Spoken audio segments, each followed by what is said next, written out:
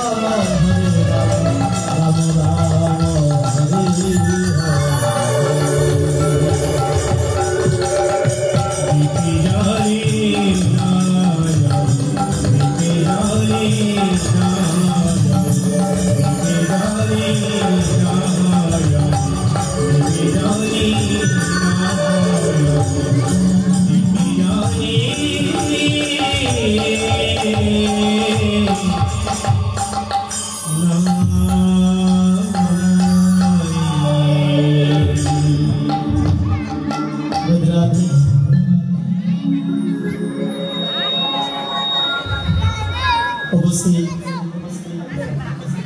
দূরদূরান্ত থেকে আগত এই এলাকার সাঁতারের এলাকারে অগণিত সাধুগুরু বৈষ্ণব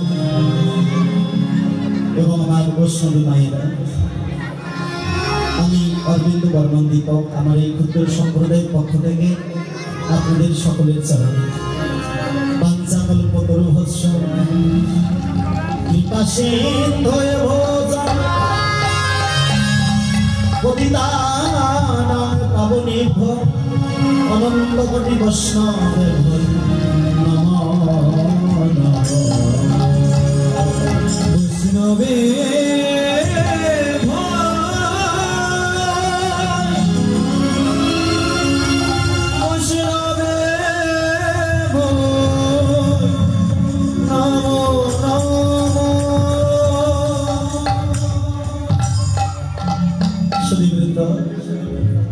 সময়কালে সৃজিত বিষয় জিল্লাটি এখন আমরা স্মরণে করতে হয়েছি।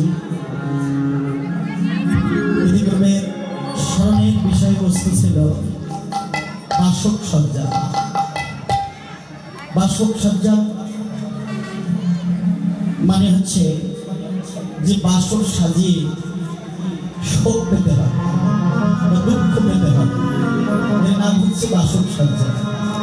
এখন যে লীলাটি আমরা পরিবেশনে ব্রতী হয়েছি, যে লীলাটি স্মরণে আসবো, সেই লীলাটির নাম হলো খণ্ডিতা। অর্থাৎ আপনি অপরাধ করেছেন, এই যে দায়গুলো বা অপরাধগুলো খণ্ডন করার নাম হলো খণ্ডিতা। তো চলুন সেই লীলাটি আমরা আস্বাদন করি। প্রথম গৌরচন্ডিকা, তারপর আমার বৃন্দাবন লীলা। আমরা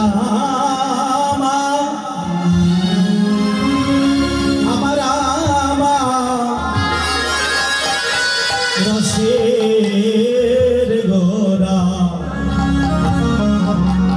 আমার সাধনার গোরা, গোরা রায়ে সুরধনী গঙ্গার কুলদারি দুটি হেমরঙ্গ বাবু প্রসারিত করে মধুমাখা কৃষ্ণ নাম গায়। হরিনাম সংকীর্তন রত অন্তরঙ্গ ভক্ত লয়ে করে গোরা, মধুর প্রেম রসাস্বাদন বহিরঙ্গ ভক্ত লয়ে করে গোরা, মধুর হরিনাম সংকীর্তন।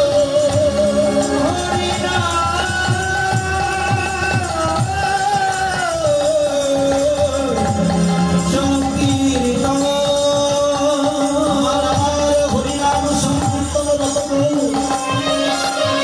তার ভাবের গতিখানি বুঝিতে না ভাবে বিভাবিত হয়ে আমার গুরু সুন্দর আর সেই ভাব মন্দির দর্শন করে আমার বৈষ্ণব কবি দিয়েছেন। ওরে আজ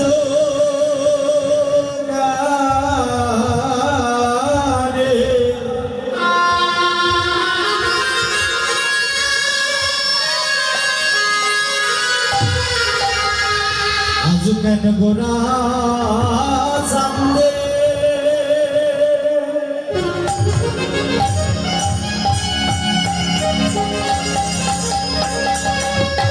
আজ কেন গোরা সামনে আজ বিরস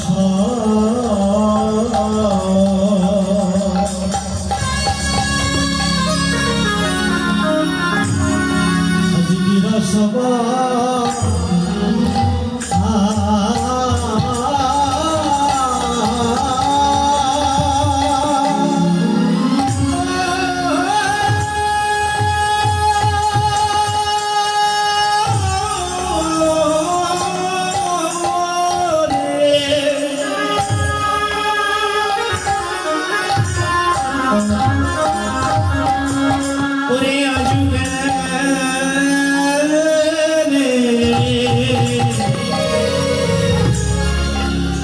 गोरा चांदनी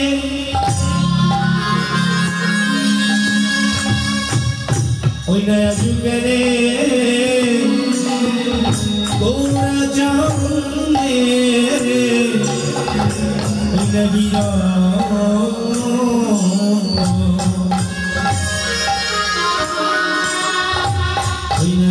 সব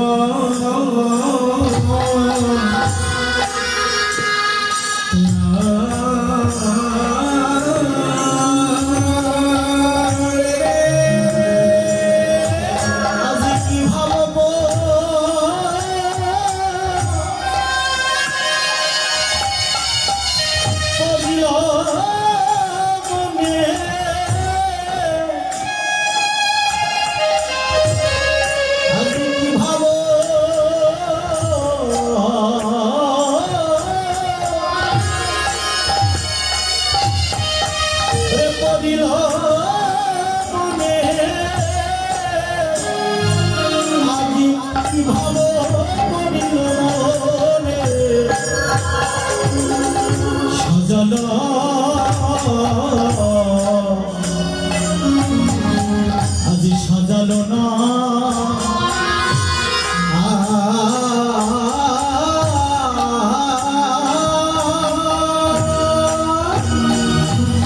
কি ভাবো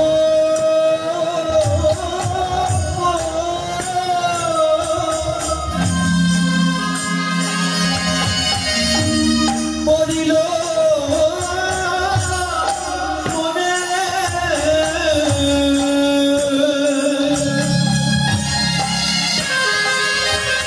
আজ কি ভাবো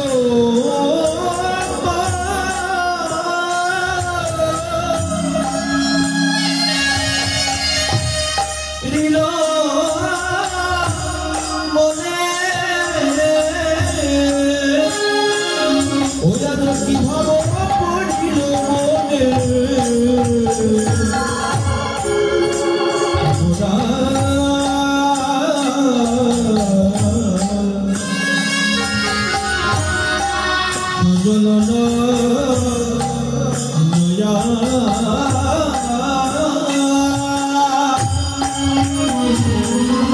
আজি গোড়ায়া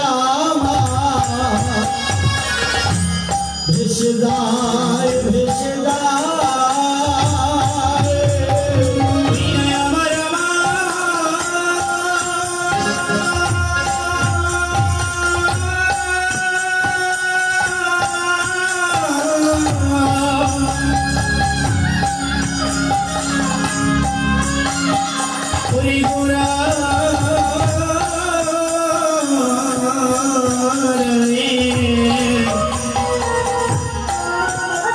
দেখো দেখো ভেসে যায় ভেসে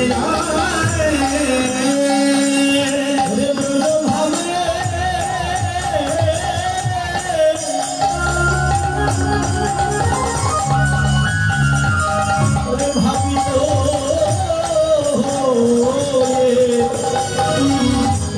আমার ভেসে যায় ওই না ব্রজ ভাবে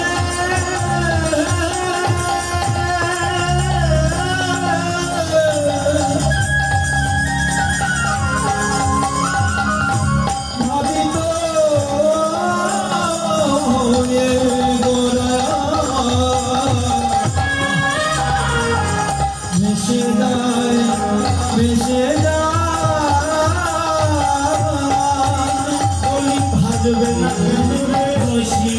কেন রে কাদালেই যে কাঁদিতে হয় ভাজবে না কেন রে কাদালে যে কাঁদিতে হয় ভাসবে না কেন রে বৃন্দাবনে কাঁদিয়েছিল কাঁদবে না কেন রে বৃন্দাবনে কাঁদিয়েছিল কাঁদিবে না কেন রে এই তো সেই রে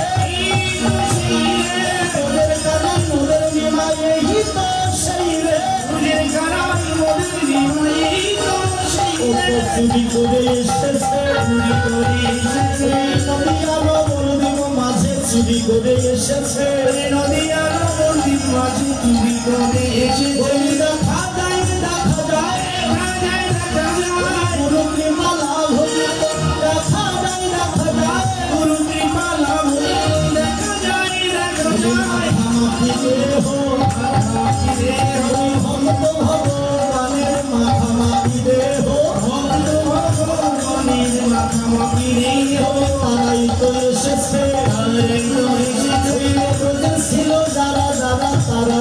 এসেছে রোজে ছিল যারা যারা নিতাই গৌর এসেছে রোজে ছিল যারা যারা নিতাই গৌর হরি বলে রোজে ছিল যারা যারা নিতাই গৌর হরি বলে রোজে ছিল যারা যারা নিতাই গৌর হরি বলে রোজে ছিল যারা যারা নিতাই গৌর হরি বলে রোজে ছিল যারা যারা নিতাই গৌর হরি বলে রোজে ছিল যারা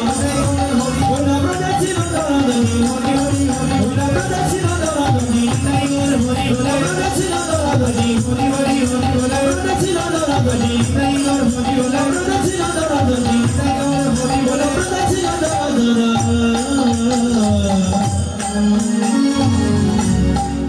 গৌর হরি বলে রোজে ছিল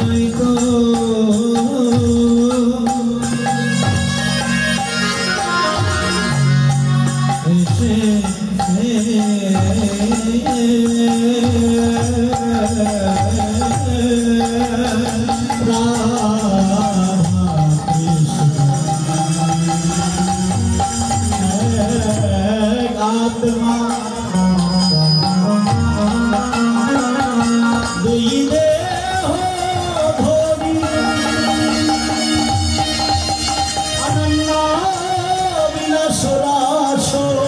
যারা বলি তাই তো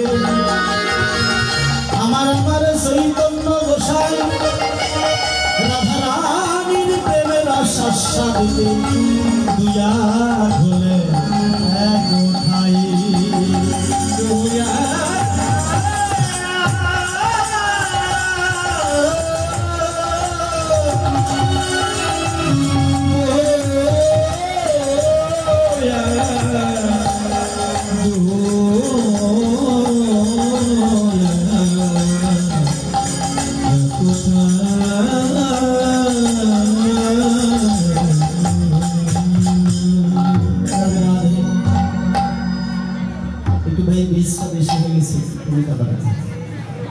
রাধে রাধে আমার আমার গৌরাঙ্গ সুন্দর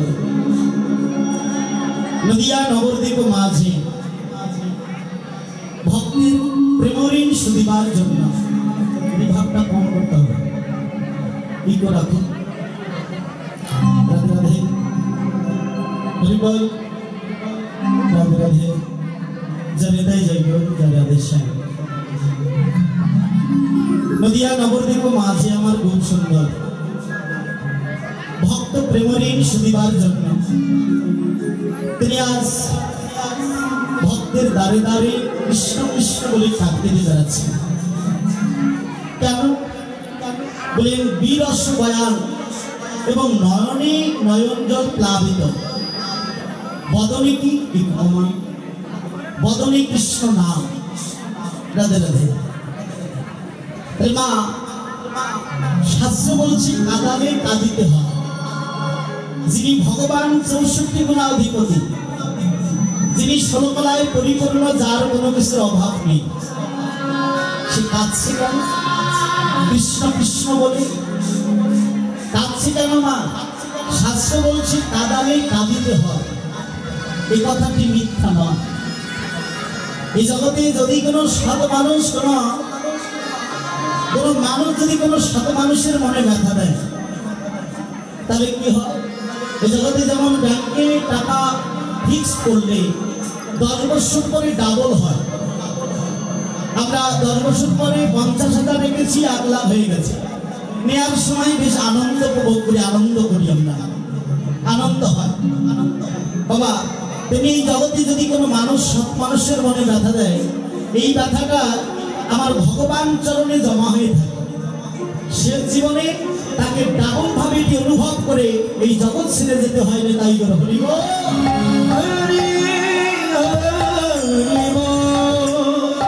কাঁদালে কাঁদিতে হয় এই কথাটি মিথ্যা নয় এই ব্রজে ভগবান কৃষ্ণ অবতারে তিনি কাঁদিয়েছিলেন আজ সেই কান্না ডাবল ভাবে অনুভব করছেন আমার গৌরাঙ্গ মহাপ্রভু ভগবান কেমন শুধু কাঁদছে না তিনি ভক্তের চরণ ধুলার করে গড়াগড়ি দিচ্ছে আমার গৌরাঙ্গ মহাপ্রভু শাস্ত্র বলছেন যে যেমন কর্ম করে তার ফলটা তেমনি লাভ হয় বলে ফলটা কি বাবা এই জগতে দেখবে আমরা ফলটা নিতে পারি না কিভাবে নেই?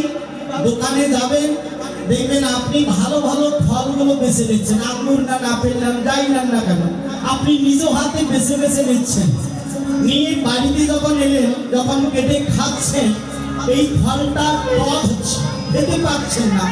এই ফল নিয়ে গিয়ে দোকানদারকে বলছেন, ভাই এই যে আপনি কালকে ফল দিয়েছেন, এই ফলগুলো টক, খেতে পারছি না, আপনি কেমন ফল দিলেন মশাই? এখন দোকানদার বলছে, দেখুন আমি তো কাউকে ফল দেই না, আপনি তো আমার কাছে ফল নেন, আপনি নিজ হাতে বেছে বেছে ফল নিয়েছেন, তাই বাড়িতে নিয়ে গিয়ে আপনার টক হয়েছে ফল।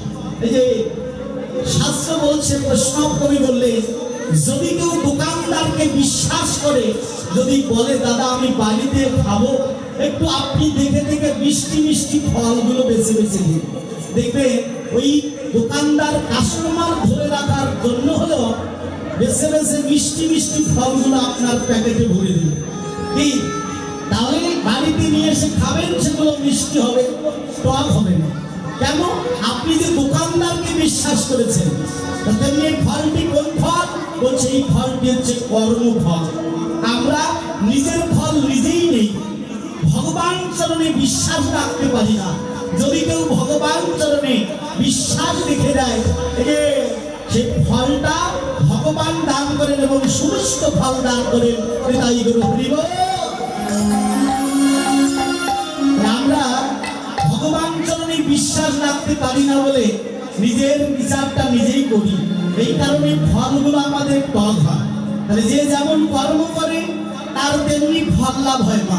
দেখুন, একটা ক্যালকুলেটর যন্ত্র, তার মধ্যে আপনি যদি 2 + 2 = চাপ দেন, কত আসবে দাদা? 4 আসবে। 5 আসবে কি না? 5 আসবে না। কেন?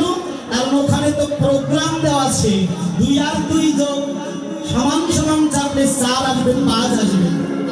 তেমনি জগৎ সংসারটা হচ্ছে ভগবানের ক্যালকুলেটর। এই জগৎ সংসারে যে যেমন কর্ম করে তার ফলটা তেমনি লাভ হয়। তাই গুরু হরিব।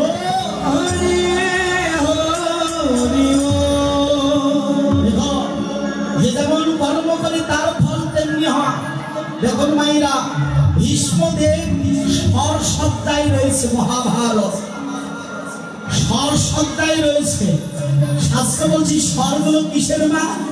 কিসের স্বর? তীরগুলো যে পিঠে বিঁধে আছে, এই স্বরগুলো কিসে? তত্ত্বকার বলছে এগুলো অপরাধের স্বর।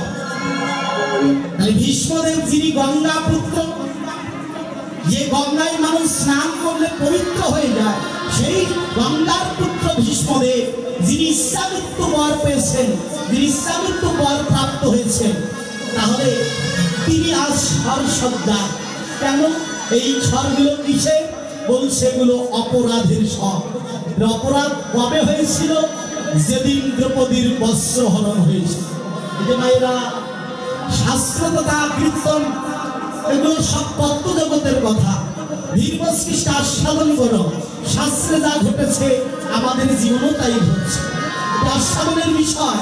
এই যে মায়েরা, তো কখন এটা অপরাধ হলো? দ্রৌপদীকে যখন টেনে হিসেবে নিয়ে এসে দুর্যোধনের অনুমতি ক্রমে যখন দুঃশাসন বস্ত্র ধরে টানছেন অন্যায় ভাবে। দেখুন, এই যে মেটার সম্ভ্রম হানি করবার জন্য বস্ত্র ধরে টানছেন। ভীষ্মদেব, দ্রোণাচার্য এবং যারা সবার মধ্যে অনেক অনেক গুরুজন, তারা রাজসিংহাসনে বসেছিল।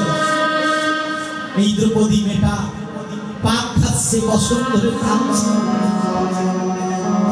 তোমার পাক খায় আর একবার করে তাকায় ভীষ্মদেবের দিকে, করুণা হয়। কেন? যেখানে সর্বশ্রেষ্ঠ বীর হলো আমার পিতামহ দাদু ভীষ্ম, সে যদি একবার প্রতিবাদ করে, এরা আমার বস্ত্র ধরে টানতে পারবে না। বারবার পাক খাচ্ছে মেয়েটা, দ্রৌপদী পাক খায় আর ভীষ্মদেবের দিকে তাকায়, করুণা নয়, অন্তত একবার প্রতিবাদ করো। কিন্তু অনেকবার তাকানোর পরেও ভীষ্মদেব কোনো প্রতিবাদ করেন। দ্রৌপদী দুটি নয়নের জল টপ টপ করে ছেড়ে দিয়েছে।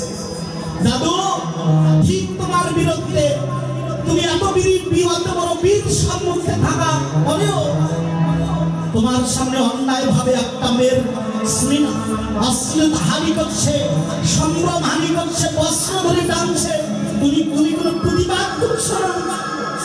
আমার এই প্রত্যেকটা নয়নের জল একটা করে তীর হয়ে যাবে। এই তীরগুলো যেদিন তোমার পিঠে বিঁধবে সেদিন তুমি আর যন্ত্রণা বুঝতে পারবে না। তাই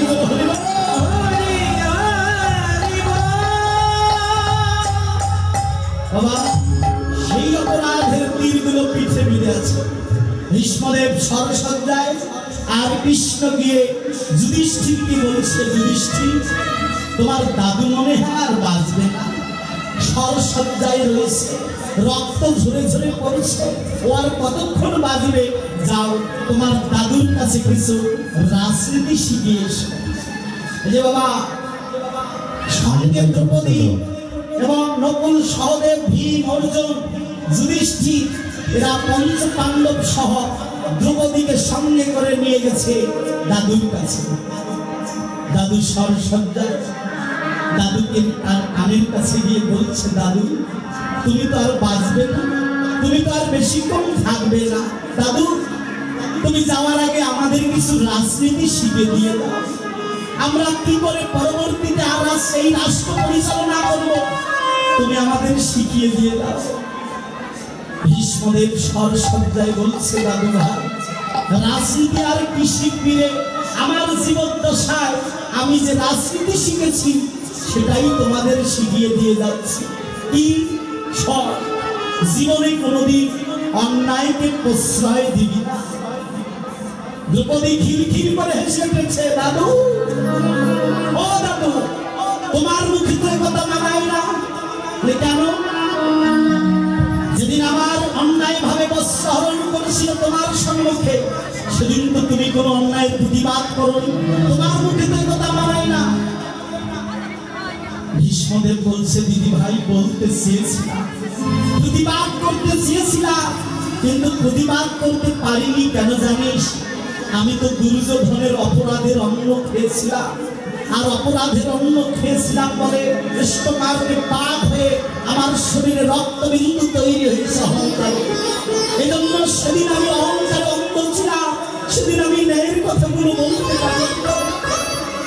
আজ কেন বলছো?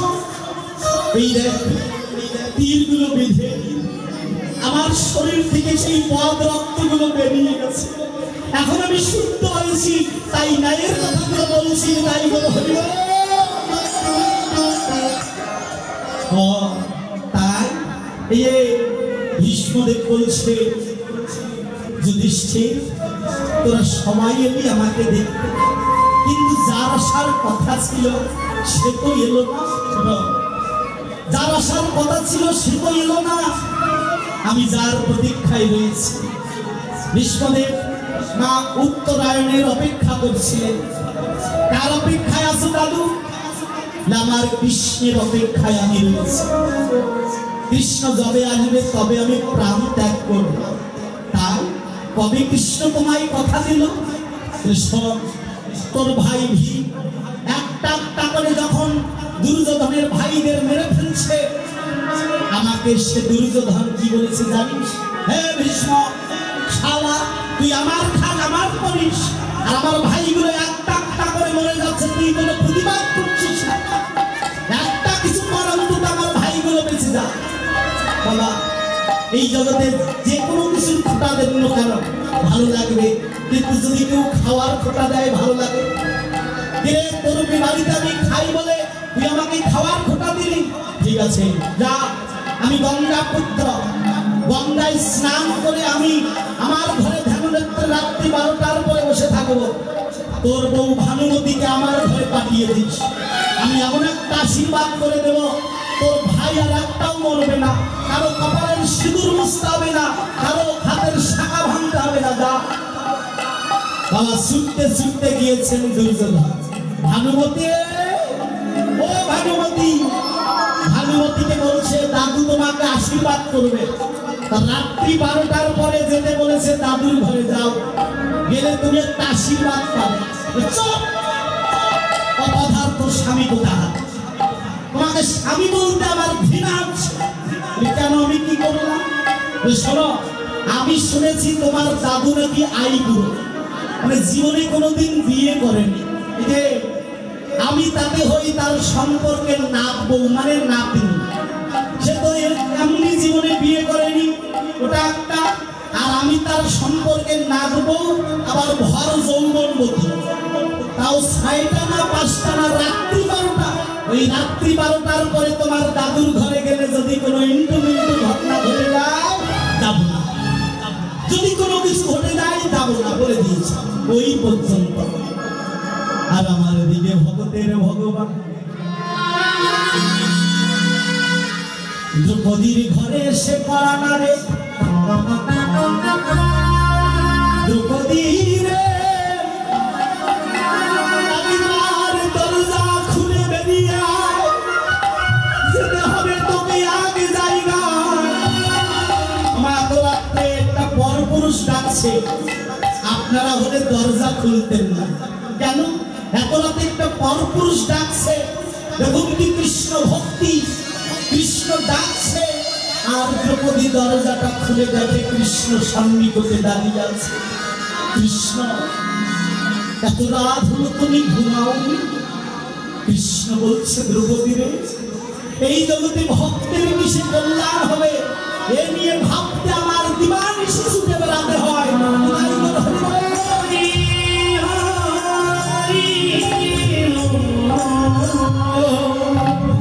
দ্রৌপদী, চলো দাদুর ঘরে যেতে হবে, তোমাকে একটা আশীর্বাদ দিবে, চলো গিয়ে আশীর্বাদটা নিয়ে আসো।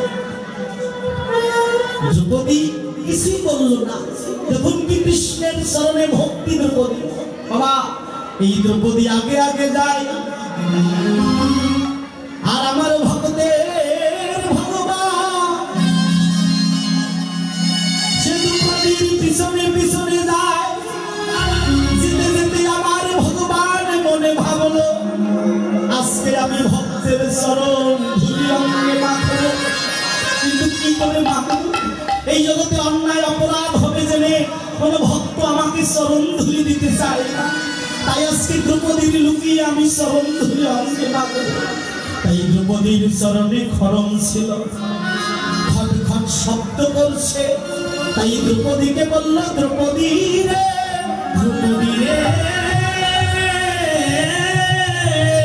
তোমার পায়ের খড়মের খট খট শব্দে দাদুর ধ্যান ভেঙে যেতে পারে। তাই বলি খড়ম জোড়া আমার কাছে রেখে দাও। বাবা যেমনি বলা তেমনি কাজ, খড়ম জোড়া রেখে দিয়েছে। খড়ম জোড়া যখন রেখে দিয়ে দ্রৌপদী চলে যায়, আর আমার ভক্তের ভগবান ওই দ্রৌপদীর খড়ম জোড়া মুখে নিয়ে দুটি নয়ন জলে ভেসে গিয়ে একটু খড়ম জোড়া ধুয়ে দেয়। আমার ভগবান ভক্তের চরণ ধুয়ে দেয়। দ্রৌপদী আমার কিছু দূর গিয়ে তাকিয়ে দেখে, আমার ভগবান তার খড়ম জোড়া নিয়ে আকুল হয়ে নয়ন জলে কাঁদে। আর যাই ফিরে এসেছে, এসে বলছে, কৃষ্ণ ও গোবিন্দ,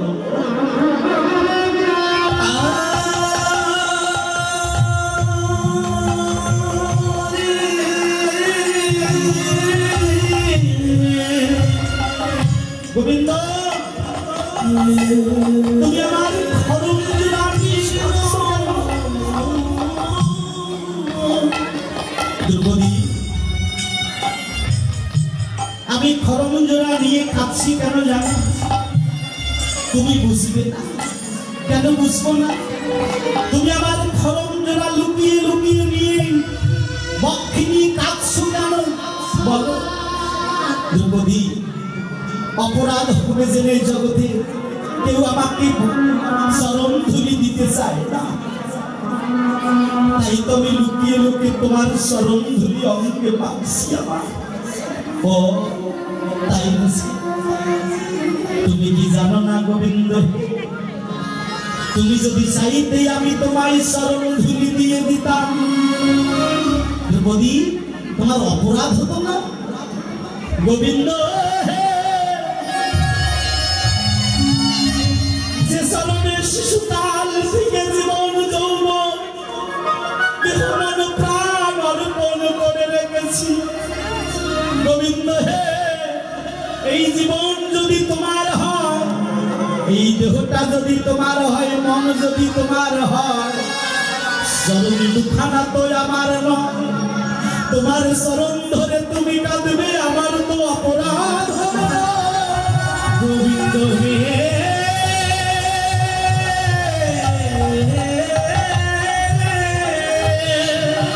গোবিন্দ চাইলে আমি তোমাকে চরণ ধুলি দিয়ে দিতাম, কিন্তু তত্ত্ব বলো তুমি কেন ভক্তের চরণ ধুলি অঙ্গে মাংস লুকিয়ে লুকিয়ে? গোবিন্দ বলছে দ্রৌপদী রে, আমি যুগে যুগে গোলকের সুখ পরিত্যাগ করে এই জগতে আসি কেন জানো? আমি যে ভক্তের চরণ বড়,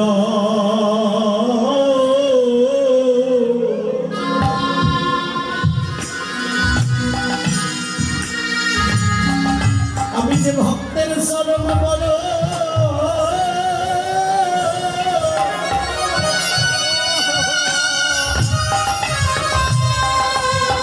ওরে ভালোবাসে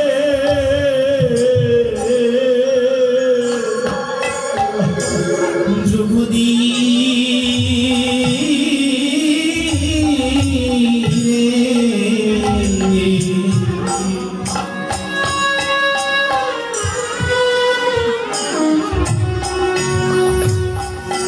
আমি যে ভক্তের চরণ ধুলি বড়,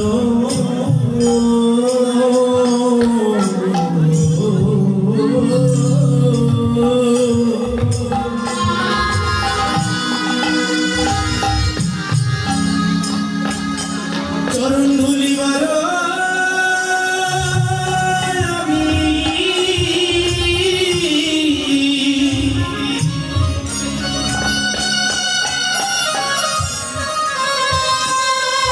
বড় ভালোবাসি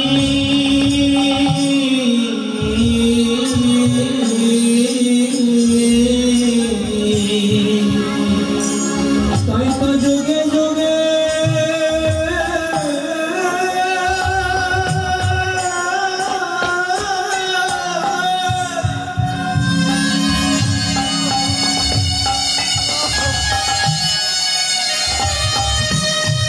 তাই তো যুগে যুগে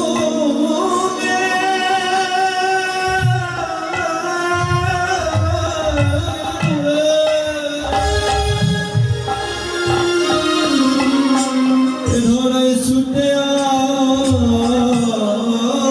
আসি,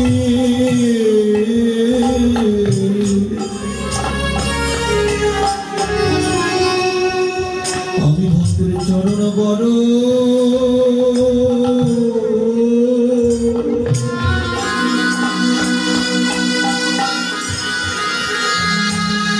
ভক্তের চরণ বড়,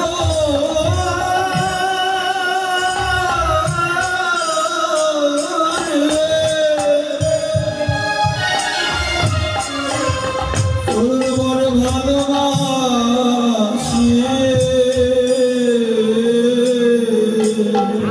তোমরা দাও দাও ভক্ত,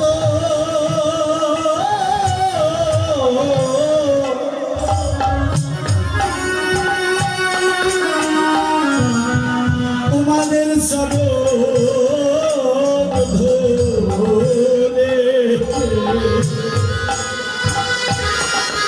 তোমরা দাও না ভক্ত,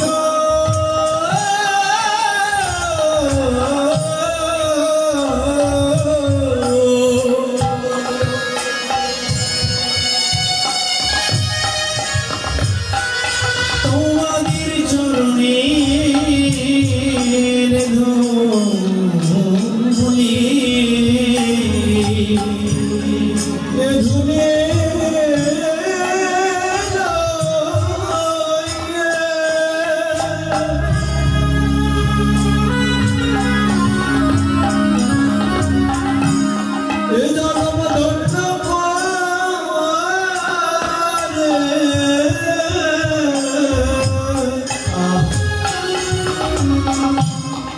তোমরা দাদা ভক্ত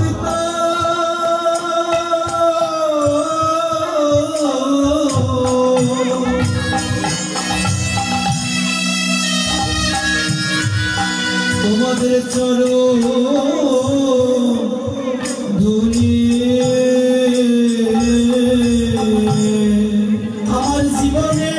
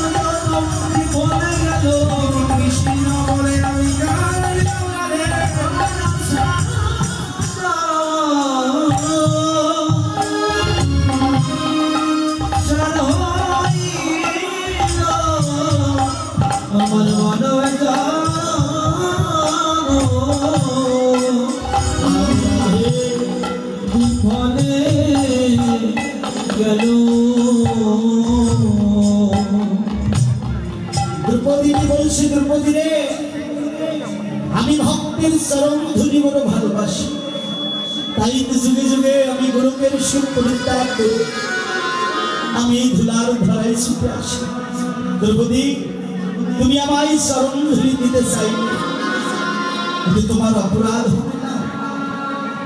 দ্রৌপদী বলছে, গোবিন্দ, তোমাকে সুখ দিতে গিয়ে আমাকে যদি নরকগামী হতে হয়, তবু আমি হতে রাজি আছি।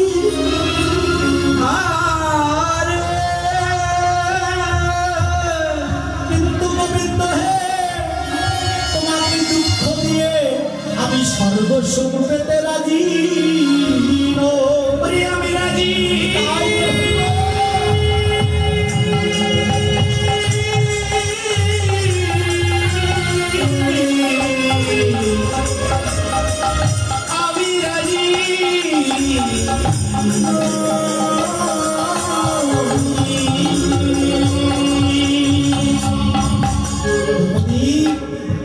দাদু প্রতীক্ষা করছে তোমাকে আশীর্বাদ দেবে, যাও দাদুর ঘরে। এবার গুটি গুটি পায়ে দ্রৌপদী দাদুর ঘরে গিয়ে উপস্থিত হয়েছে, দাদুকে প্রণাম করেছে। দাদু ধ্যাননিত্যে বসে আছে, দাদুকে প্রণাম করিবা মাত্র ভীষ্মদেব আশীর্বাদ করেছে, মাথায় হাত দিয়ে দাও, তোমার হাতের শাখা কপালের সিঁদুর অক্ষত থাকুনি, তাই হরিব। দ্রৌপদী বলছি, এই যেন হয় দাদুকে, কারণ ভানুমতির কণ্ঠ আর দ্রৌপদীর কণ্ঠ আলাদা আলাদা আছে। চক্ষু খুলে দেখে দ্রৌপদী বসে আছে। দ্রৌপদী, এখানে যে কি কাউকে আসতে হবে এটা আমি আর দুর্যোধন ছাড়া আর কেউ জানে না। তুমি কি করে আমার ঘরে এলে, আমি যে একটা আশীর্বাদ দেবো এটা কি করে তুই জানলি? দ্রৌপদী বলছে, দাদু তুমি জানো তুমি আর দুর্যোধন ছাড়া আর কেউ জানে না, কিন্তু আমি জানি তোমাদের দুজনের মধ্যে আরো একজন জানে। কে জানে? এই অন্তর্যামী ভগবান শ্রীকৃষ্ণ জানেন। তাই জন্য হরি বল।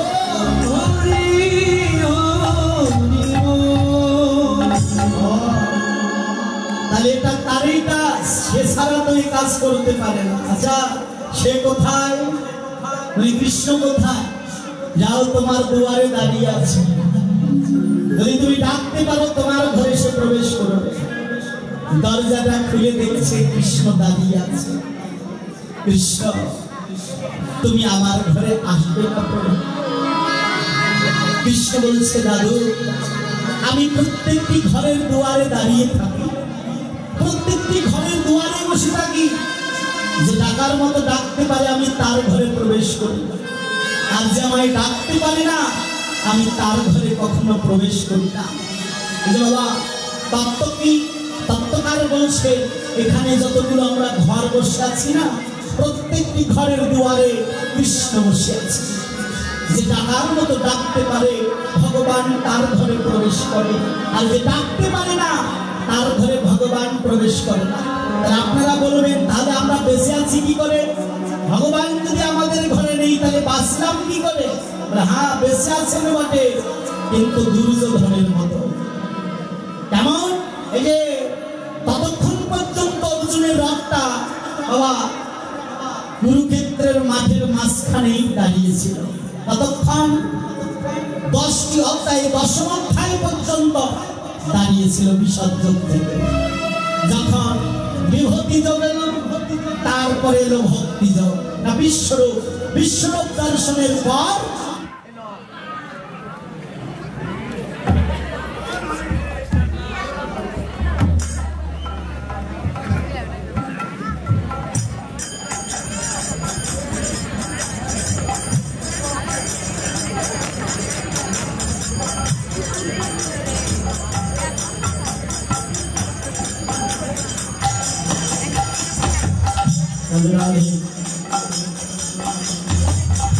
বিশ্বরূপ দর্শন করে এলো ভক্তি যোগ। বাবা এই অধ্যায়গুলো তাকে বোঝাতে গিয়েছে কৃষ্ণ। যখন ভক্তি যোগ হলো, সর্বধর্মান পরিত্যাজ্যং মামেকং শরণং ব্রজ। যখন ভগবান চরণে আত্মনিবেদন করে দিল অর্জুন, তখন এই অর্জুনের রথখানি তখন যুদ্ধের জন্য পরিচালিত করতে লাগলে আমার ভগবান শ্রীকৃষ্ণ। তাই হরিব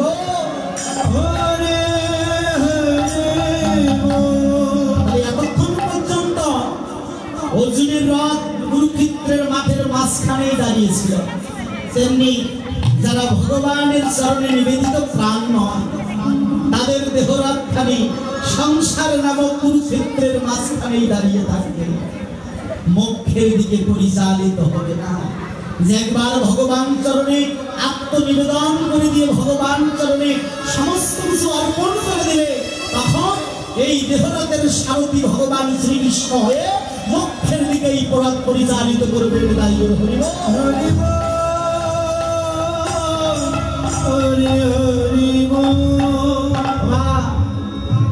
ভীষ্মদেব বলছে, দাদু আমি তো ডাকছি আমার ঘরে আস। এবার কৃষ্ণ ঘরে প্রবেশ করে বলছে, দাদু তুমি যে আমার উপকার করেছ, আমি এর উপকার কোনোদিন ভুলতে পারবো না। তুমি যে দ্রৌপদীকে আশীর্বাদ করেছ, এই পঞ্চ পাণ্ডবকে রক্ষা করার যে রক্ষা কবচ তুমি তৈরি করে দিয়েছ, সেটা আমি তোমাকে বোঝাতে পারবো না। দাদু তুমি আমার এত বড় উপকার করলে বলো তুমি কি চাও? তুমি যা চাইবে আমি তোমাকে তাই দিয়ে যাই। আমি ভগবান কৃষ্ণ, তাই তুই আমাকে দিতে এসেছিস। গোবিন্দের চরণে লুকিয়ে পড়ে দুটি নয়নের জল ছেড়ে দিয়েছে। গোবিন্দ হে, আমি তো জীবনে বিয়ে করিনি, আমার তো আপন বলিতে জগতে কেউ না। তোমার চরণে আমার এই নিবেদন, যেদিন আমার দেহ ছেড়ে প্রাণ পাখি চলে যাওয়ার সময় হবে, তুমি ওই ভুবন ভোলানো মূর্তি লইয়ে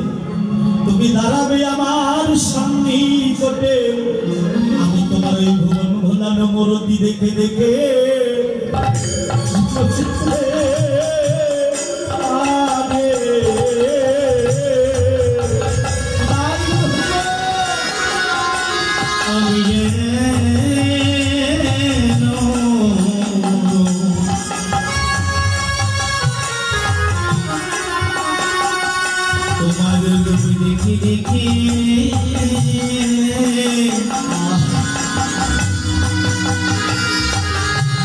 ওরে যেতে পারি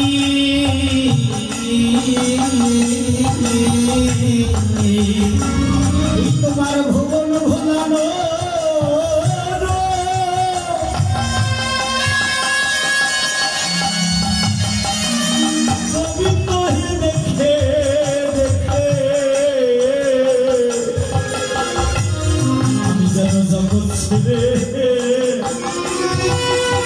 যেতে পারি রে ওরে আমার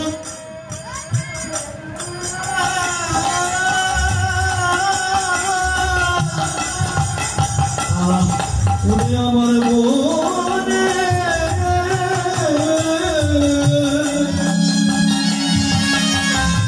এবার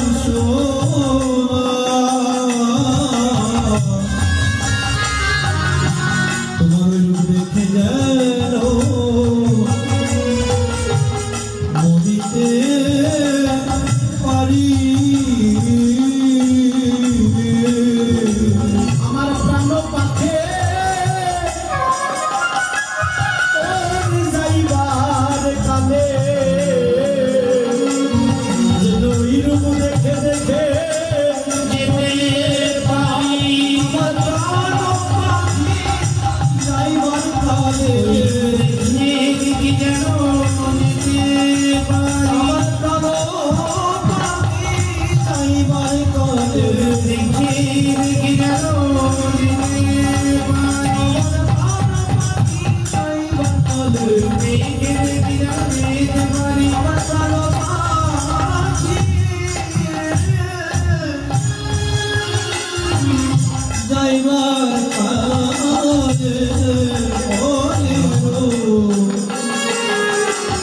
দেখে জানো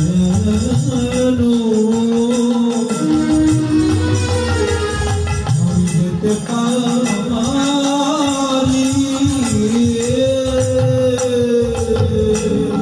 ভগবান ভীষ্মদেবকে বললেন তথাস্তু যান তোমার মনোবাসনা পূর্ণ হবে তাই তো ভীষ্মদেব সরসজ্জা এই ভগবান শ্রীকৃষ্ণের প্রতীক্ষা করছিল যখন আমার গোবিন্দ সন্নিহিতে তার এসেছে এই ভুবন ভোলানো রূপ দেখে তিনি জগৎ ছেড়ে দিয়েছেন তাই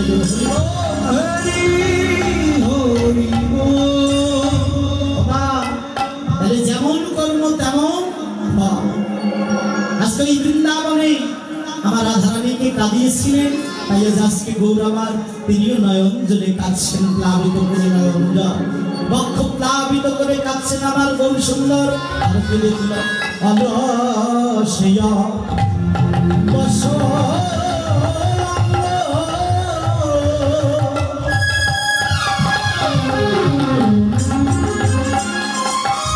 ওরে ধরো না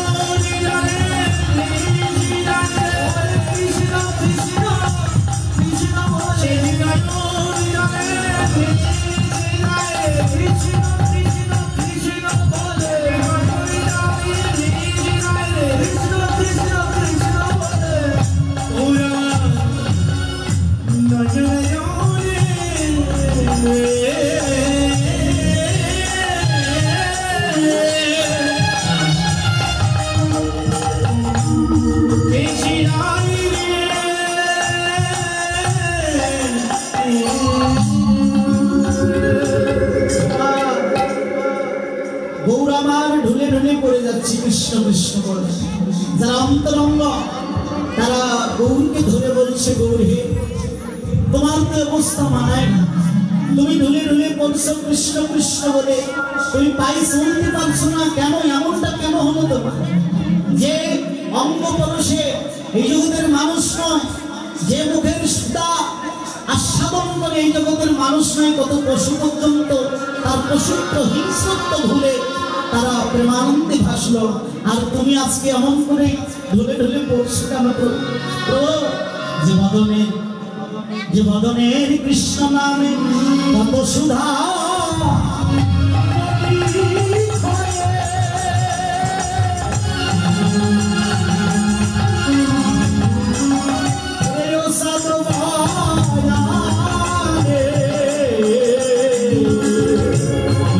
কত সুধা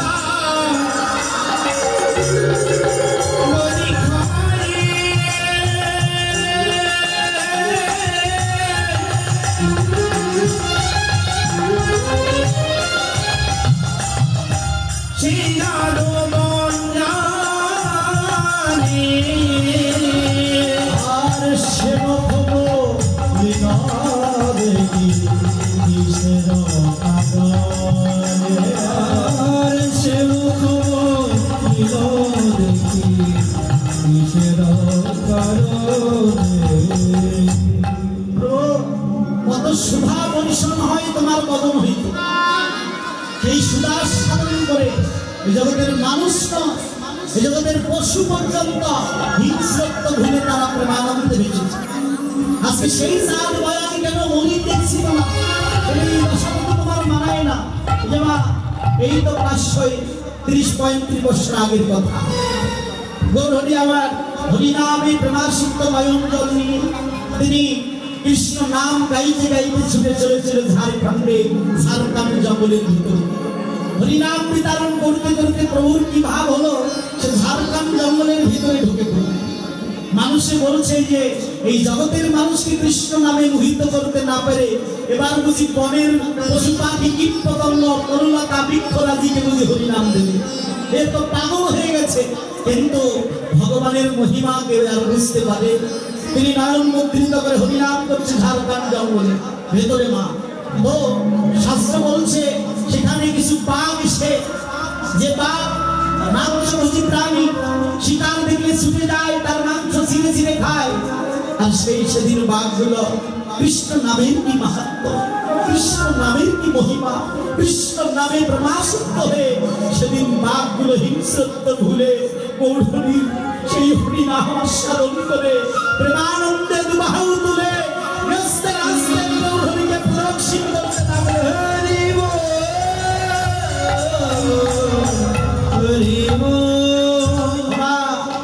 বাঘগুলো শুধু নয়, হরিণগুলো এসেছে কৃষ্ণ নামের আকর্ষণে। হরিণগুলো এসে সেদিন যে বাঘ হরিণকে দেখলে হিংস্রত্ব, যে হিংস্রত্ব প্রাণী তাকে শিকার করতে ছুটে যায়, কিন্তু সেদিন কৃষ্ণ নামের কি মহিমা, কৃষ্ণ নামে প্রমাসিত হয়ে হিংস্রত্ব ভুলে সেদিন এই হরিণগুলোকে দিয়ে কোলাকুলি করছে তারা, হরিণগুলোর বদনে চুম্বন করছে।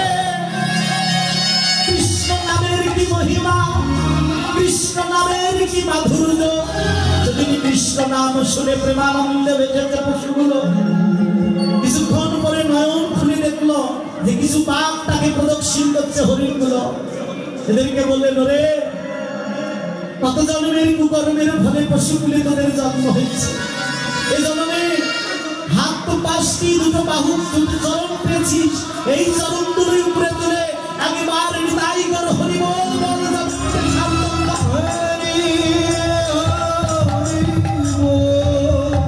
সেদিন বাঘগুলোর হাত নেই বাবা, চরণ দুটো উপরে করে তারা নাচতে লাগলেন গৌরহরির সঙ্গে।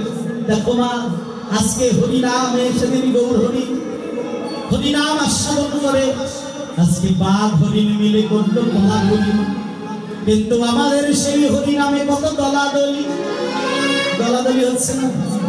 আসলে আসলে দলাদলি হয়, অমুক বাবুকে সেক্রেটারি না করলে আমরা থাকবো না, আলাদা আলাদা আসর করি, হরিবাসর হবে কি এরকম হয় না, পথ নিয়ে টানাটানি দলাদলি কত কিছু হয়, আবার হরিবাসর বন্ধ পর্যন্ত হয়ে যায়। তাহলে দেখুন সেদিনের হরিনাম আস্বাদন করে সেদিন হরিণ বাদ করলো কোলাকুলি, আর আমরা এই কৃষ্ণ নামে করি কত দলাদলি। তাই এসো এসো আমরা কৃষ্ণ নামে ভুলে গিয়ে দলাদলি, এসো আমরা সবাই মিলে করি কোলাকুলি। আমরা কৃষ্ণ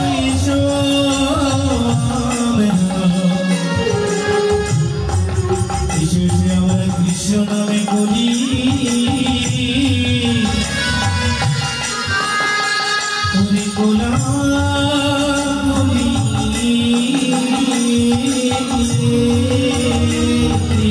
আমরা ভুলে গিয়ে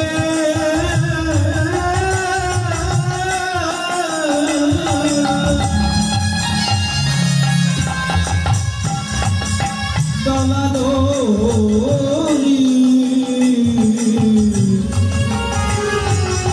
আমরা কৃষ্ণ নামে করি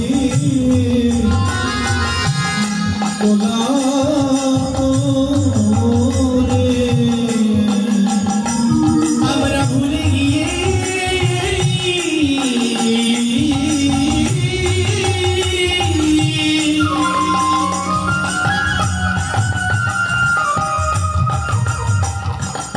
ভুলে গিয়ে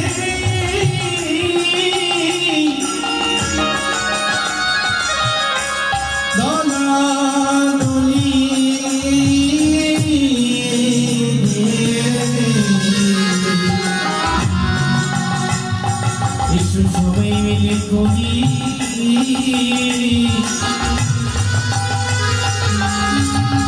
কৃষ্ণ নামে কোলাকুলি।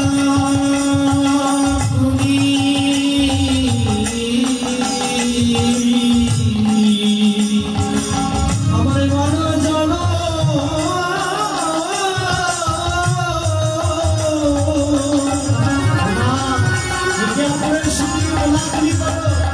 ধন্য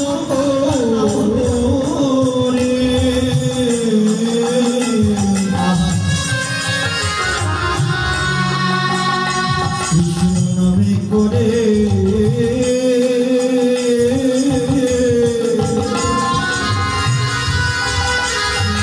করে কোলাকুলি। ওরে হিংসা বিদ্যে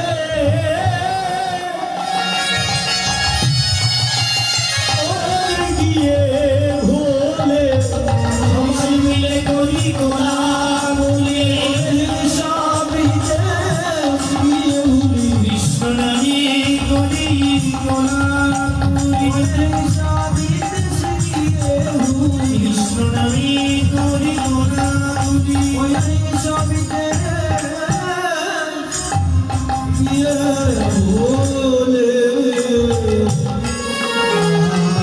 কৃষ্ণ নামে করি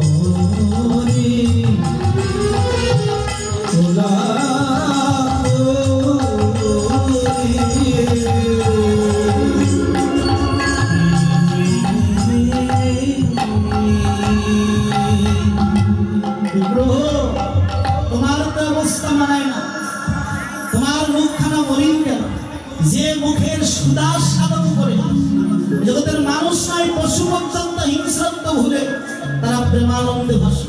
বাবা তারপরে যে ঘটনাটি ঘটেছে এটা আমাদের হলো না, অন্তত আমার ভাগ্যে হলো না। এই পাকগুলো 7 দিন যাবৎ তার হিংস্রত্ব ভুলে গেছে, আর শিকার ধরে না। 7 দিন অনাহার অনিদ্রায় তাদের ধুকে ধুকে প্রাণ দিতে হয়েছে, আর প্রাণগুলো চলে গেছে একদম সরাসরি ভগবান কৃপায় হলো বৈকুণ্ঠপুরী ধাম প্রাপ্ত হয়েছে।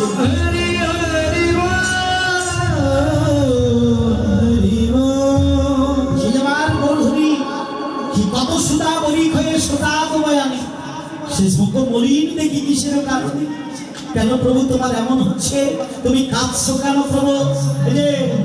বাসুদেব ঘোষে কহে ওরা কেন কাঁদে, বাসুদেব ঘোষে কহে ওরা কেন কাঁদে, বাসুদেব ঘোষে কহে ওরা কেন কাঁদে, বাসুদেব ঘোষে কহে ওরা কেন কাঁদে।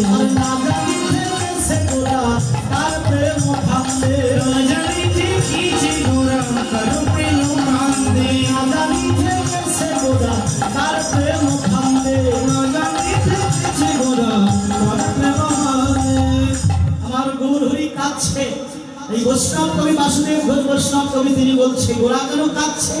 অবশ্যই তার প্রেমের ফান্দি করে তিনি আজকে কাঁদছেন। তার প্রেম ফান্দে বা ফাঁদে পড়লে কাঁদতে হয়, তাই তো? তাই না মায়েরা? ও মায়েরা, ফাঁদে পড়ে কাঁদতে হয় না? এবার বাংলার একজন গীতি কবি গান লিখেছেন, কত সুন্দর গান এবং তত্ত্বভিত্তিক গান। এগুলো গান গাই না, অপরাধ ক্ষমা করবেন, কিন্তু গানটি খুব মর্মান্তিক একটি তত্ত্বের গান। ফান্দে পড়িয়া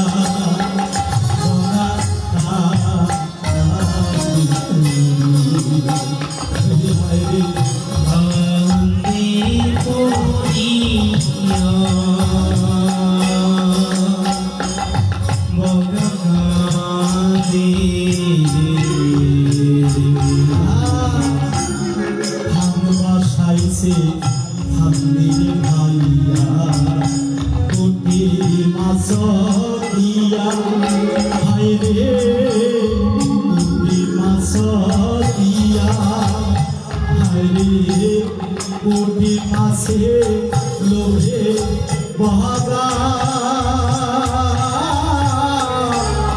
পরে উড়াল দিয়া রে দুটি মাঝে লোভে ভঙ্গা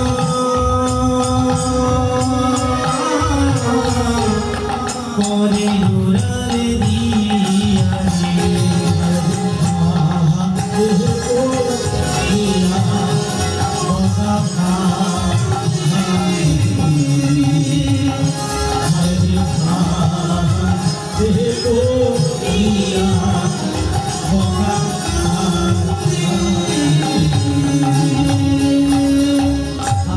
বাবা এই যে ভাঙনি করে বাধা এগুলো ভগা এই গান দেখে এইগুলো গান তুমি করছো কেন?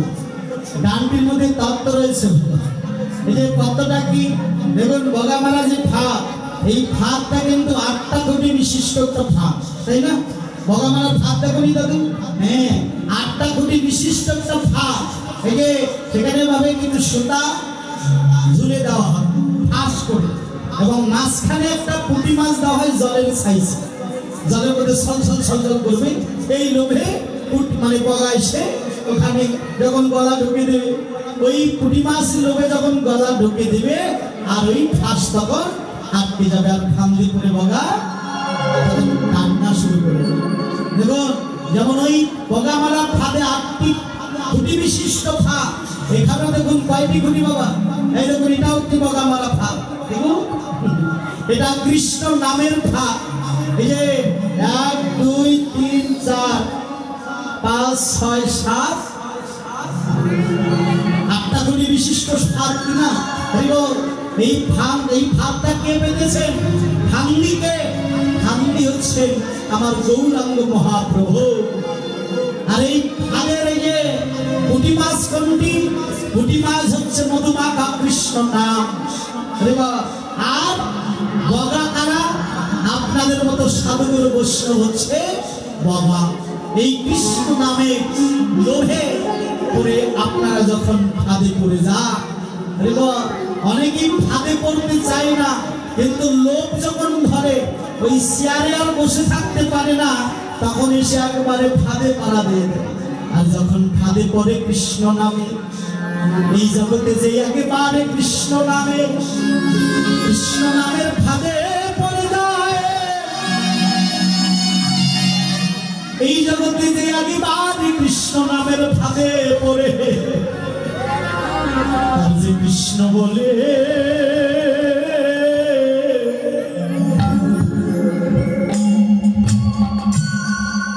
তাদের যে কৃষ্ণ বলে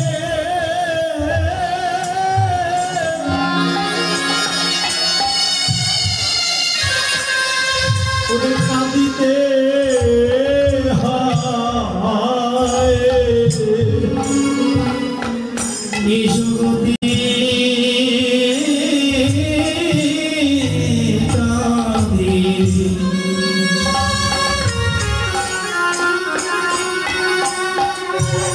রাধে কৃষ্ণ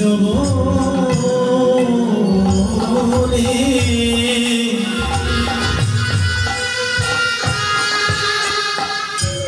কৃষ্ণ বলে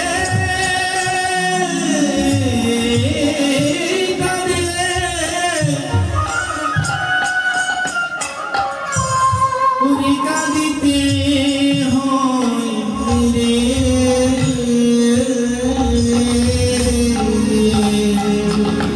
যেজন একবার কৃষ্ণ নামে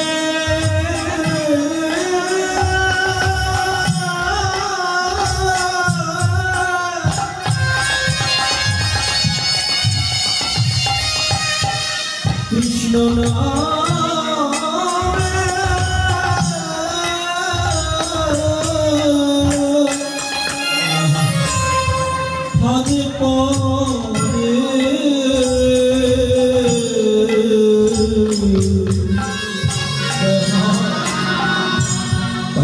কাঁদিতে কাঁদিতে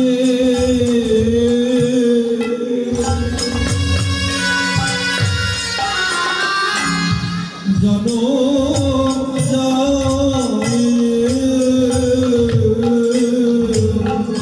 তাদের যে থাকা ঘরে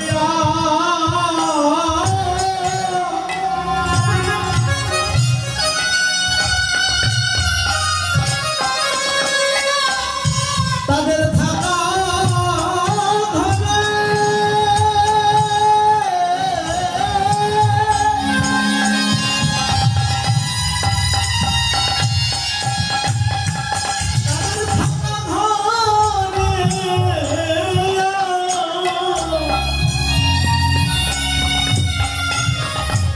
ওরে মন থাকে না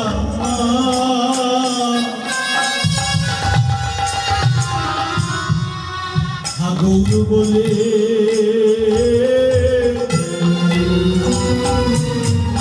ওরে কেঁদে বেড়ায় রে তাদের থাকা ঘরে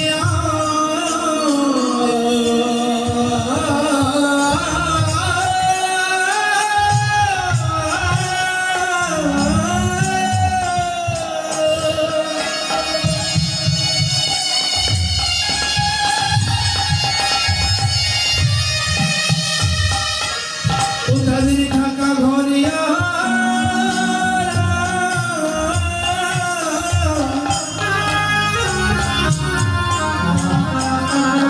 আরে মনে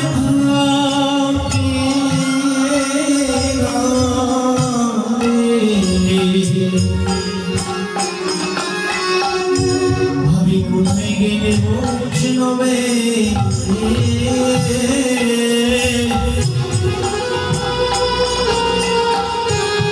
বৈষ্ণবের সঙ্গ পাবো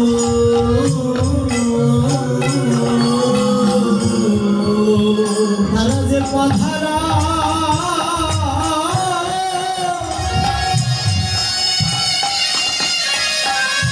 ওরে পথিকের মতো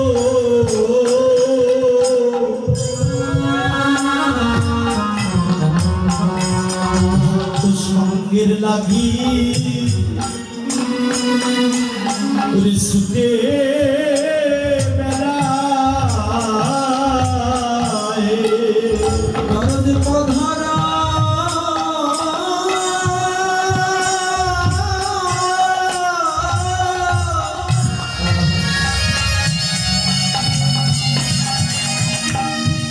দরদ পধারা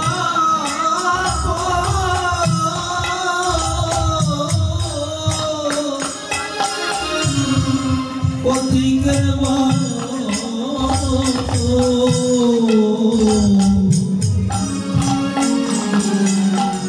ভক্তের সঙ্গে লাগি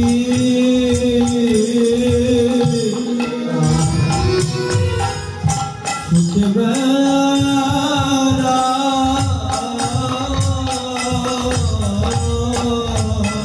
দাদা কৃষ্ণ নামে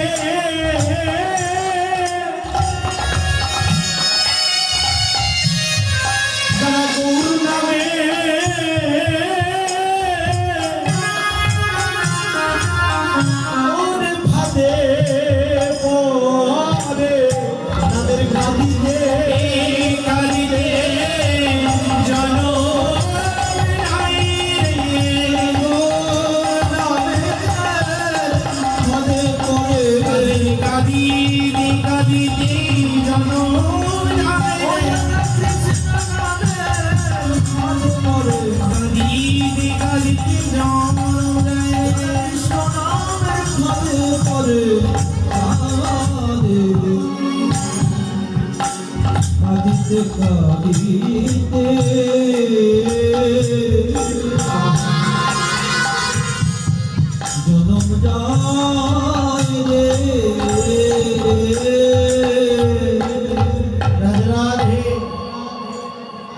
বাসুদেব ঘোষ বৈষ্ণব কবি তিনি বলছেন বাসুদেব ঘোষে কহে ওরা কেন কাঁদে ঘোষে কহে ওরা কেন কাঁদে না জানি যে কেসে ওরা আর প্রেম ফাঁদে জানি যে কেসে ওরা আর প্রেম ফাঁদে জানি যে কেসে ওরা আর প্রেম ফাঁদে জানি যে কিছু ওরা আর প্রেম ফাঁদে সরণের সরণা সরণের সরণা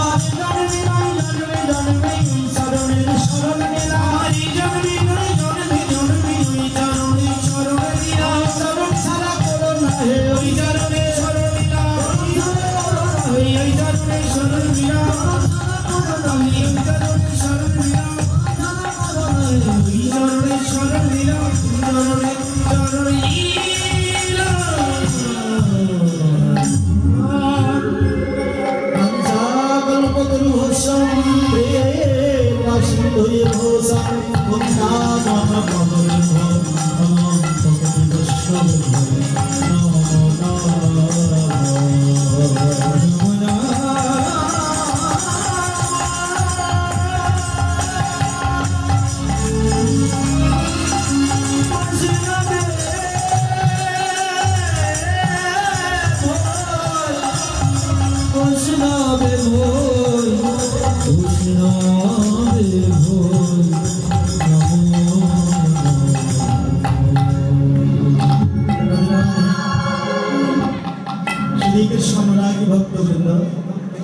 এতক্ষণ ছিলাম আমরা নদিয়া নবদ্বীপ মাঝে গৌরকথা স্মরণে এবার গৌরকথা বিশ্রাম রেখে চলুন সবাই মধুময় মধুর শ্রী বৃন্দাবন ধামে গিয়ে আস্বাদন করব।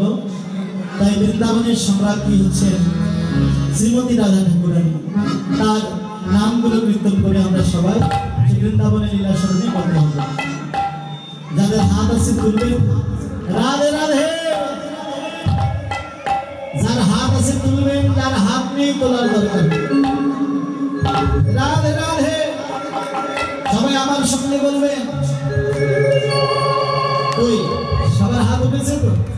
ও দিদিমা, হ্যাঁ রাধে রাধে। চলে রে আমার মন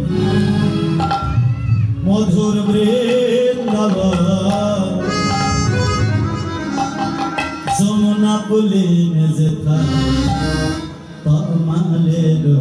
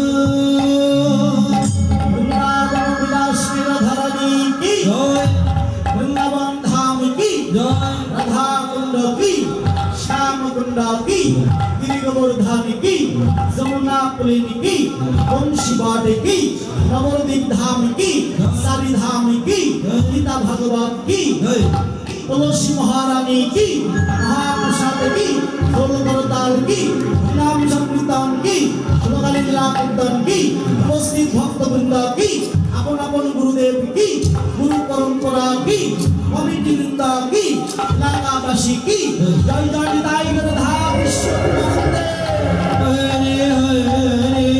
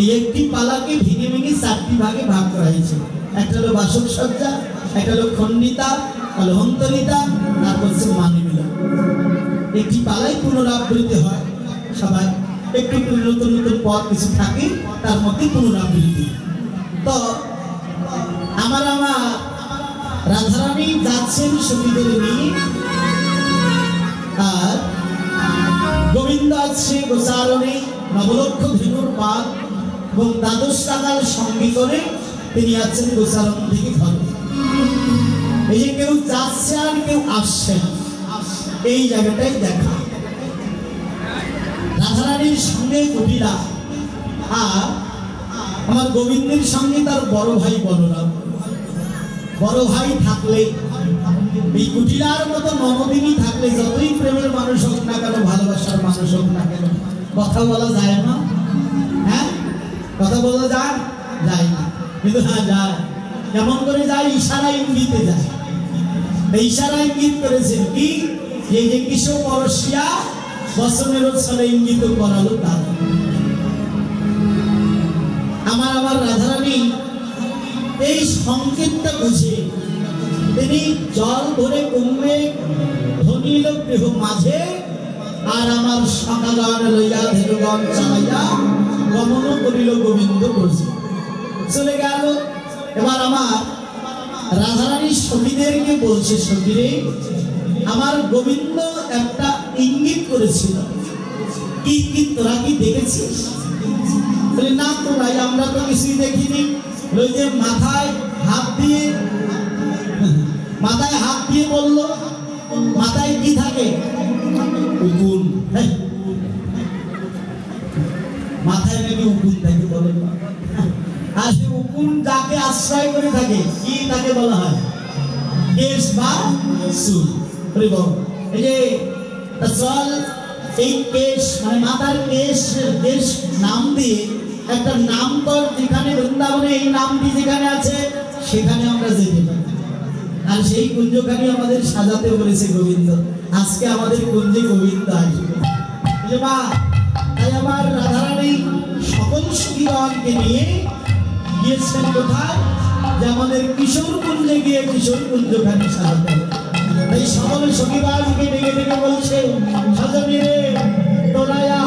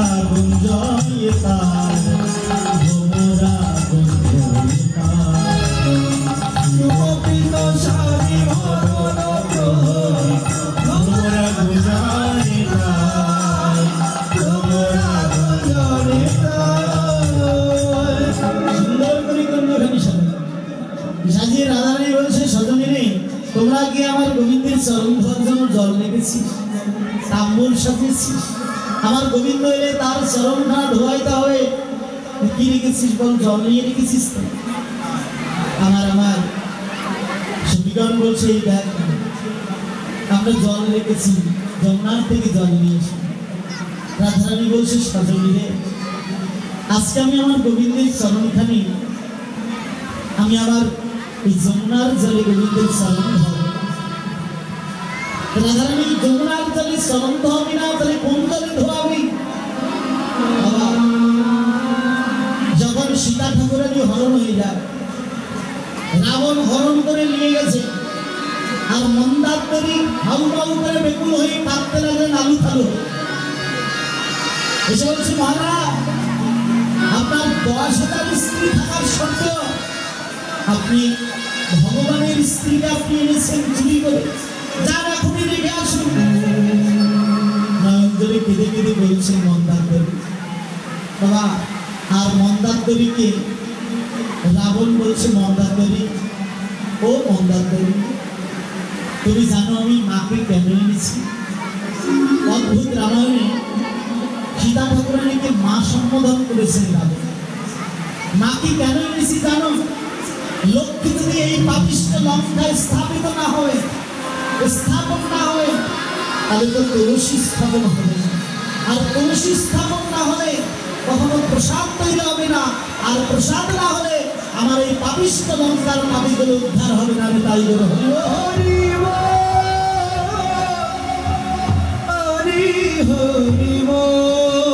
আচ্ছা, তুমি যদি সীতা ঠাকুরানীকে মা সম্বোধন করলে তো মাকে কেউ এরকম করে কষ্ট দেয়? তুমি মাকে নিয়ে এসে আসন পরে রেখে সেদিন দ্বারাই মার খাওয়াচ্ছ কেন? রাবণ বলছে মন্দান্তরী, আমি কেন মার খাওয়াচ্ছি জানো? এই জগতে তুমি যদি একটা নদী পার হইতে চাও, গিয়ে যদি দেখো যে সেখানে নৌকা আছে কিন্তু মাঝি খুঁজে পাচ্ছ না, তাহলে তুমি ওই নৌকাটাতে সজোরে আঘাত করো।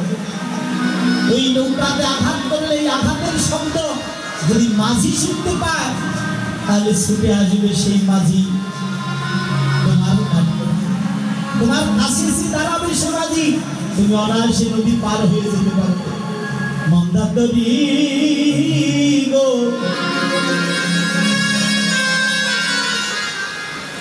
এই ভাব নদী পার হয়ে যাওয়ার তরি হলো আমার সীতা ঠাকুরানী মা। আর এই তরির মাঝি কি জানো? এই তরির মাঝি হলো আমার মর্যাদা পুরুষোত্তম রামচন্দ্র। মন্দান্তরী গো, যেদিন আমার পাপিষ্ঠ লঙ্কায় রামচন্দ্র তার শরণ রাখবে, সেদিন যদি লঙ্কায় জল না থাকে, তুমি এখনই কেঁদে কেঁদে নয়ন জল ফুরিয়ে ফেলছ। এই নয়ন জলটা রেখে দাও, জমা করে রেখে দাও নয়ন জল। যেদিন আমার প্রভু রামচন্দ্র এই পাপিষ্ঠ লঙ্কায় আসবে, সেদিন যদি লঙ্কায় কোনো জল না থাকে, তাহলে আমরা সেদিন কি দিয়ে প্রভুর ধোয়া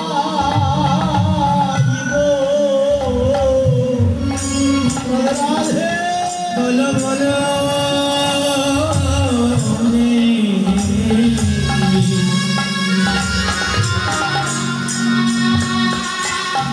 আমরা কি নিয়ে সেদিন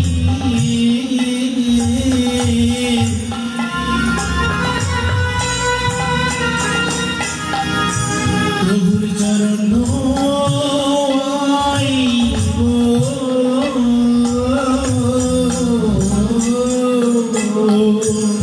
আমার লঙ্কায়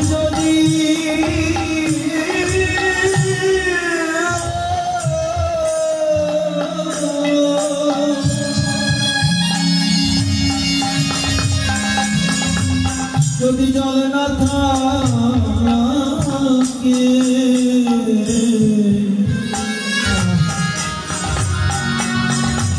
আমার কি দিয়ে চরণ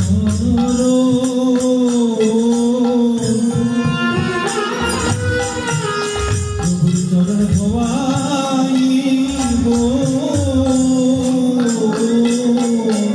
আমাদের নয়ন জল বিনে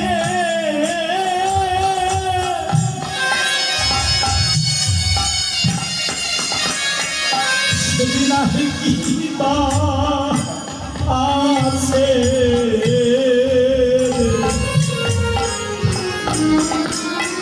আমরা সেদিন প্রভুর চরণ কি দিয়ে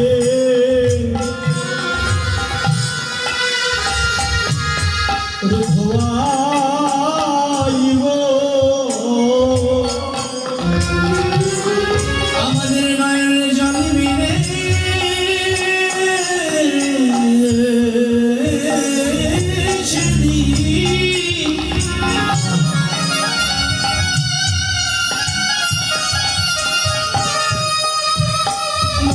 জল বিনে সেদিন আমাদের কি মায়া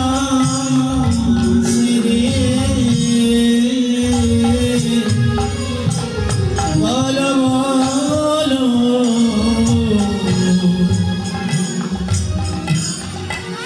কি দিয়ে প্রভু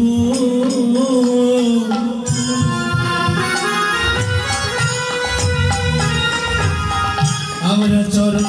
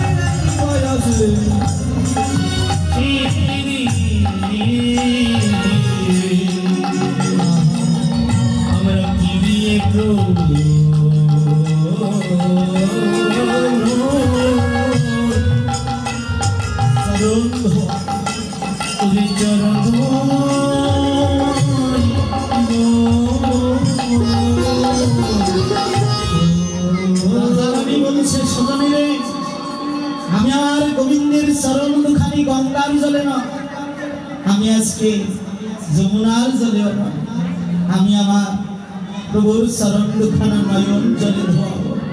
এই নয়ন জল রেখেছি আমি গোবিন্দের জন্য। আমার রাধারানী বাসন সঙ্গে বসে আছি, গোবিন্দ সাজিয়ে বসে আছি গোবিন্দের জন্য। আজ হোক কাল আমার গোবিন্দ রাধারানী কুঞ্জ আসতে পারে, কিন্তু আমরা কি আমাদের কুঞ্জ সাজাবো? আমরা কি আমাদের গোবিন্দের জন্য আমাদের এই দেহকুঞ্জটাকে সাজালাম, যেখানে আমার গোবিন্দ এসে থাকবেন, গোবিন্দ এসে আসন নেবে? বাবা, হৃদয় মন্দিরটাকে তো আমরা কলুষিত করে রেখেছি। এই জাগতিক জগতে আমরা যে ঘরে বাস করি, যে ঘরে থাকি, এত পরিপাটি করে রাখি, কতবার ঝাড় দেই ঘরে, কত সুন্দর বিছানা। বাবা, এখন বাড়িতে মানুষ পায়খানা ঘর যেভাবে টাইলস দিয়ে মোজাইক করে, সেখানে আমাদের মতো মানুষকে যদি একটা বিছানা করে দেওয়া যায়, আমরা শুয়ে পড়ি। কি এত সুন্দর করে একটা পায়খানা নির্মাণ করে, নিজের থাকার ঘর এত সুন্দর, কিন্তু গোবিন্দ ভালোবাসার মানুষ যে ঘরে থাকবে, সেই ঘরটা কি সুন্দর করতে হবে না? সেই ঘরটা কি আমরা সাজালাম? সেই ঘর কি আমরা কখনো নির্মাণ করেছি? সেই ঘর কি আমরা কখনো তৈরি করেছি? মা, এই যে ও বৌমা, সকল বাড়িতে যে ঘরের দরজা জানালা আছে, কপাট আছে, কপাট দেওয়া যায়, মা সেই ঘরটা দিনে কবার ঝাড় দেন, কবার পরিষ্কার করেন ঘর? হ্যাঁ, কবার পরিষ্কার করেন ঘর? ঝাড়ু কবার দেন? ঝাড় কবার বলুন? হ্যাঁ, কবার দাও মা? 3 বার বা 2 বার। আর ছোট ছোট বাচ্চা থাকলে তো আর কথাই নেই, ওর লেখাজোকার থাকে না। কতবার যে পরিষ্কার করতে হয় ঘর? যে ঘরের জানালায় কপাট আছে, সে ঘর যদি তুমি দিনে 3 বার পরিষ্কার করো, তাহলে এই যে ঘর 8 কোটরি 9 দরজার ঘর, এই ঘরে কপাটের এই দরজা জানালাও দেওয়া যায় না, কপাটও দেওয়া যায় না, সমস্ত দরজাগুলো খোলা, তাহলে এই ঘরের দরজা দিয়ে কি তোমার ময়লা ঢোকে না? এই ঘরের ময়লা পরিষ্কার কখন করলে তুমি? এই জন্য এই ঘরেরও ময়লা পরিষ্কার করা যায়। কি ময়লা এগুলো? আকতা কুকথা বিষয় বাসনার ময়লা দিয়ে হৃদয় মন্দিরটা পরিপূর্ণ। আর এই মন্দির যদি পরিষ্কার করতে চাও, যেমন ঘর দিনে 3 বার পরিষ্কার করো, ঝাড়ু দাও, ঝাঁটা দাও, তেমনি এই ঘরটা পরিষ্কার করতে গেলে ত্রিসন্ধ্যায় নাম জপে বসতে হবে। নিতাই গৌর হরি বল, হরি হরি বল। 3 বেলা হরিনাম করো, ইষ্ট নাম জপ করো, তাহলে তোমার এই দেহ মন্দিরটা, হৃদয় মন্দিরটা পরিষ্কার হবে। তাহলে রাধারানী কুঞ্জ সাজিয়াছে আজব কাল, সে গোবিন্দের দর্শন পেলেও পেতে পারে, কিন্তু আমরা তো এই দেহ কুঞ্জ সাজালাম না, এই দেহ ঘরে সাজালাম না। ও বাবা, ও তোর দেহ